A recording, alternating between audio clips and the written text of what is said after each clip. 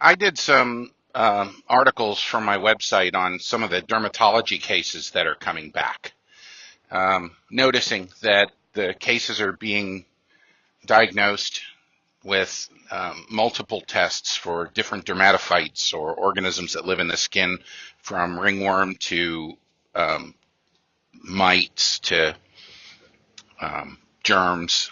And then they all end up on treatments for ringworm, mites, and germs and inflammation anyway.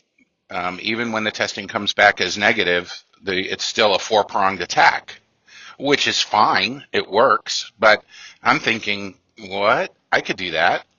I mean, the last three cases back from dermatology have all ended up on treatments for concurrent treatments for germs, inflammation, funguses, and dermatophytes and parasites.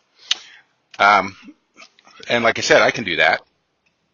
So then this morning I was looking at Ajax, and he had turned around really fast and started chewing right on the base of his tail, and then immediately went back around back about his business. And that is very typical itching behavior for fleas. When a flea bites a dog, and they'll turn around and chew the flea through the coat, and then that's it.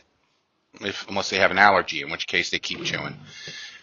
Well, my point being that I was thinking about folks that are living with these, red dogs with bald patches that are up all night chewing and scratching and all that. And I was thinking, if Ajax did that, it would bother me so much to just know that he was there itching and everything. And frankly, I wouldn't want to make 3 trips to the vet for that. I would just want to go and get 1 trip, have the problem fixed, and then that's it. And if it cost me 30% more than trying this and trying that, but would get me pretty fast results, I think I would be in on that. So that's the purpose of this video, is to say, hey,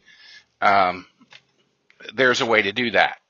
It's basically jumping all the way to the end of the story. It's just putting them on a 4-pronged plan of attack for the various things that get dogs itching.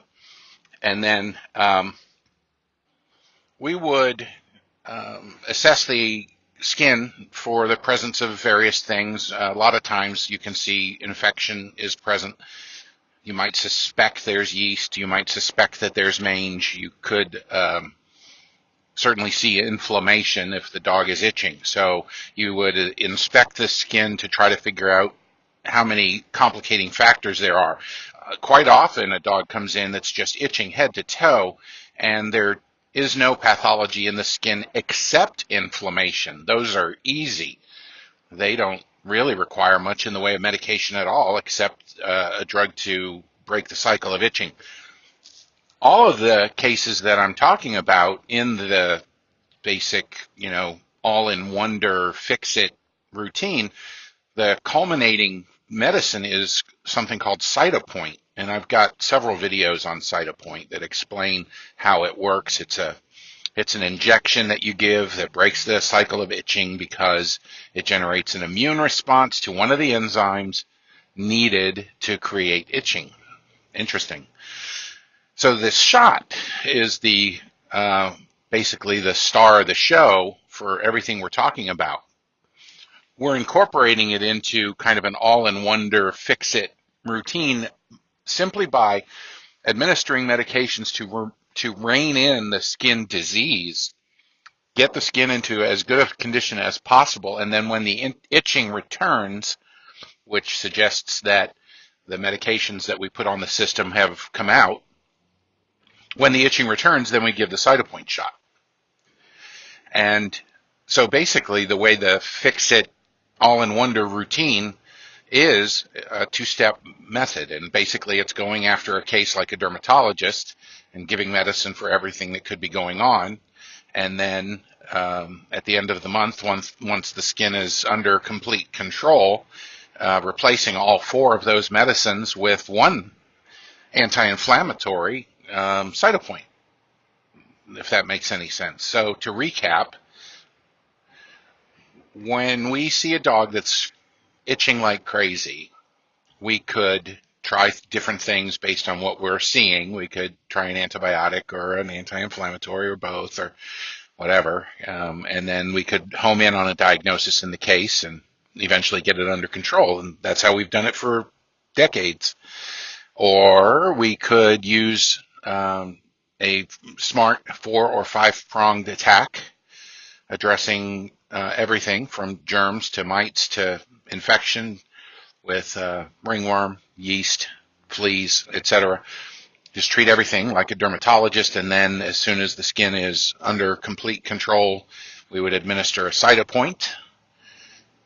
When we were confident the steroid had left the system, we would administer Cytopoint at the end of a 30-day period, and then the skin would ostensibly remain under control with nothing but the Cytopoint over the long term. And then we've had some pretty good luck with that approach. It's just not the way I typically approach cases all the time. It's just something that I am introducing to my client base in case they're interested.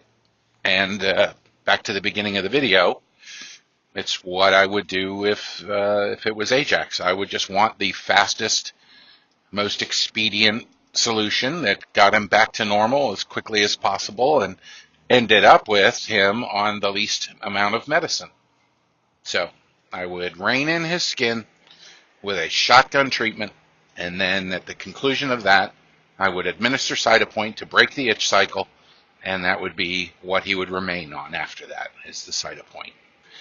Take a look at the video on Cytopoint. I think you'll be pretty impressed, and there are other dermatology articles in the website. Hopefully this has been of some benefit in consideration of the idea of fix it, and fix it fast. And if you have any questions, email me. Thanks.